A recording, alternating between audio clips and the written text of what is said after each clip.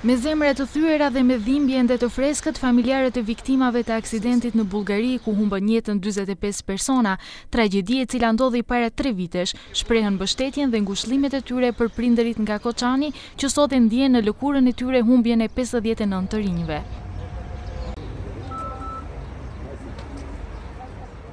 Me fjalë të mbushura me trishtim e dhimbje të njohur, vetëm prej atyre që kanë humbur më të dashurit e tyre, ju drejtuan familjeve të viktimave me një mesazh të thellë ngushëllimi dhe solidariteti. Shprehim ngushëllimet tona më të sinqerta familjeve që kanë humbur më të dashurit e tyre. Vetëm ne mund ta kuptojmë dhimbjen e tyre.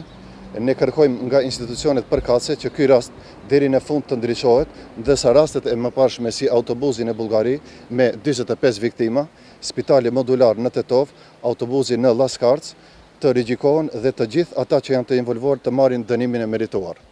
Si ka mundësi që kompania Besatrans, e cila i djeg për së gjalli 45 persona, përfshi vajzën time 14 vjeçare dhe bashkëshorten 37 vjeçare, duke u ditur botërisht se ishte me licenca të falsifikuara, me të cilët kishte kaluar kufirin 10 herë. Ai kërkon përgjegjësi nga Ministria e Brendshme, Ministria e Transportit dhe Drejtoria e Doganave që të gjitha rastet tragjike të rigjikohen dhe të marrin dënimet e merituara.